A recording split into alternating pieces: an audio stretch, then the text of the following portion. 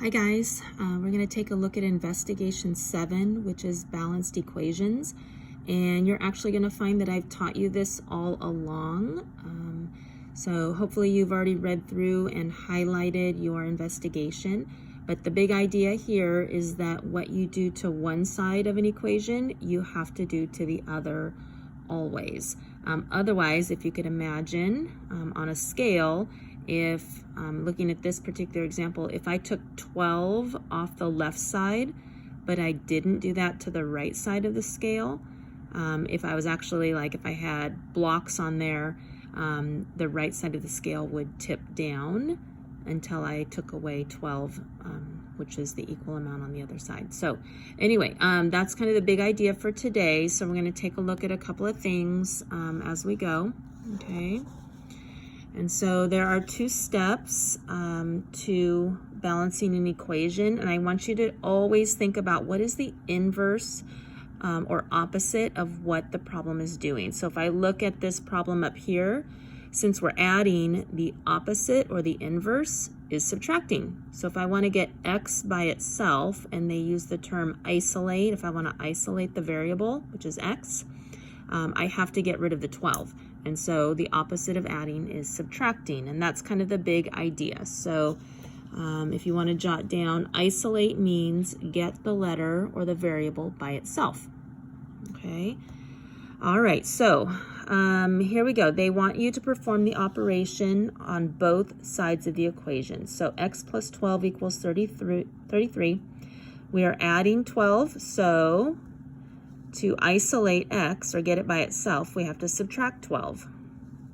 Okay, so in x plus 12, we select subtraction because it will isolate the variable.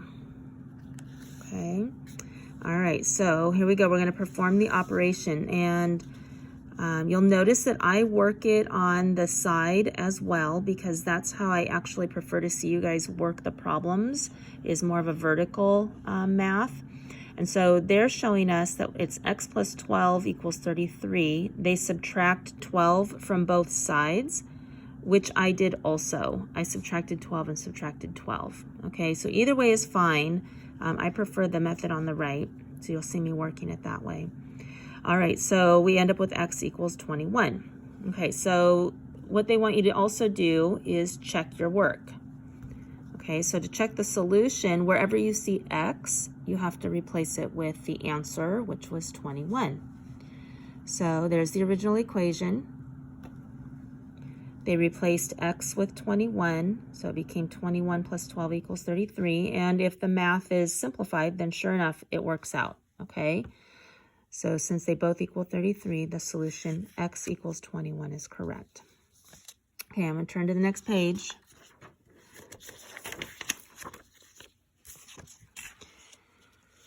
So hope you didn't get dizzy there. Our new problem, 45 equals x plus 18, has the balanced scale. And you should already be thinking, how do I get x by itself? And if I really wanted to make this look like an equation, I would write equals right here. Oh, sorry, a little crooked. So I'm thinking already, how do I get x by itself? I'm going to have to subtract. Okay, so let's work through that and see what we get. So subtraction, if you'd already worked this out, we're going to subtract 18 from both sides of the equation. Okay, and what we're going to find, if I were to do the math, I'm going to show you my method, and then I'll reveal. The equation was 45 equals x plus 18, and I want to get x by itself, or isolate it. So I subtract 18 from both sides, and a positive 18 and a negative 18. Basically, it zeroes itself out. 18 minus 18 is 0. So I end up with 27 equals x. And if I look on the other side of the equation, they do the same thing. Okay, they show us that they subtracted 18 and 18, and they get the same answer we did. Okay, so then checking it is the same way. Everywhere they see x, they replace it with 27, and they end up with a simplified answer.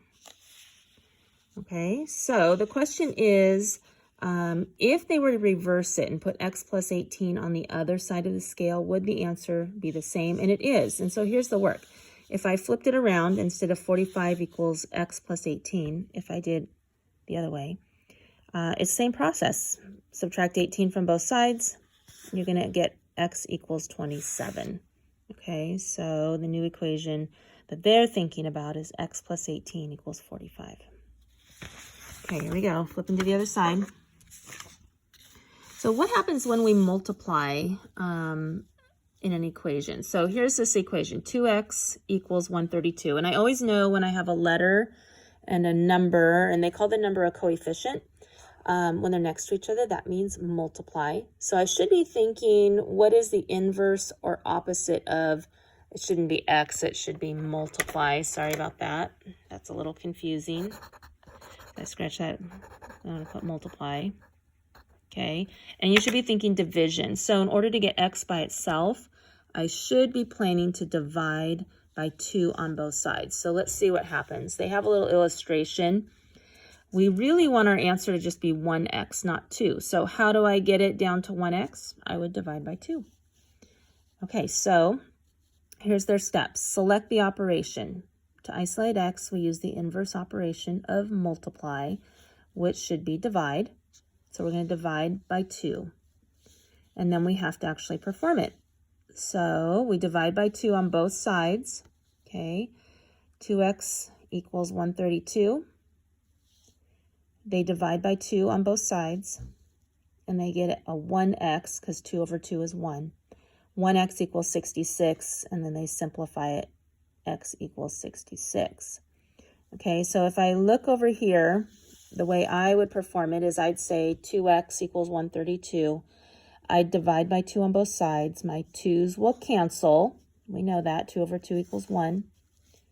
And I end up with the answer x equals 66. So checking it, anywhere I see x, I have to put in a 66. And sure enough, 132 equals 132. Okay, so they want you to write it out. This is what it would look like if you were to do 3x equals 132. And I'm going to work it. Okay, so I write out my equation, 3x equals 132.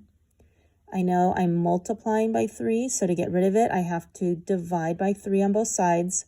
And I should come up with x equals 44. And if I wanted to check it, I would rewrite my equation, and it would be 3 times 44 equals 132, and sure enough, 132 equals 132. So here's what theirs would look like. I'll just show you that. Divide both sides of the equation by 3. It's actually going to show the work on the opposite side. So here we go.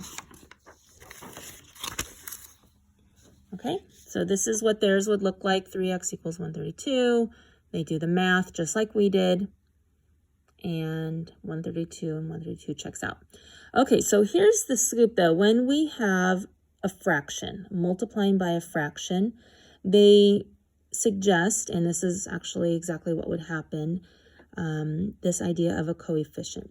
Okay, so here I highlighted a bunch.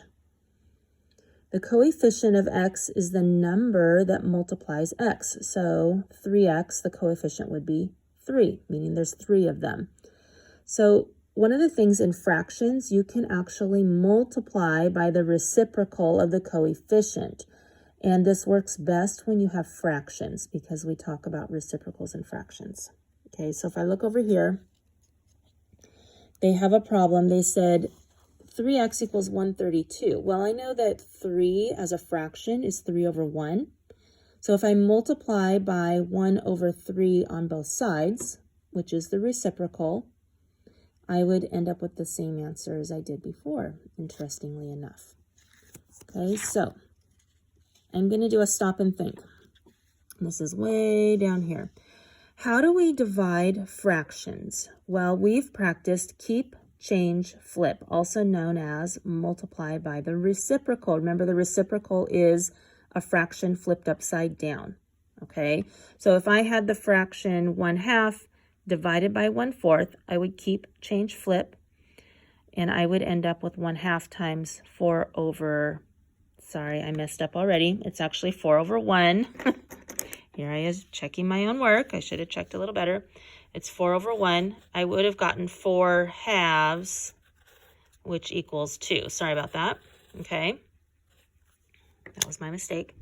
So let's look at it from a problem. Okay, so we go up here to their problem. 3/4 x equals 9/10. Well, you're like, oh, how do I get x by itself? You would divide by 3/4, which is the same, if we keep change flip, as multiply by 4/3. So I always ask, what is the opposite of multiplication?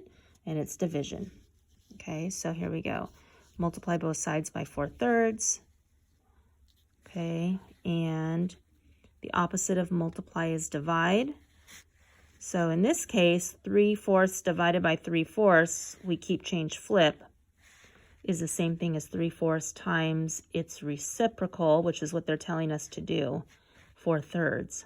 So it allows you to skip a step if you can just do it in your head and show me your work. Okay, so here we go.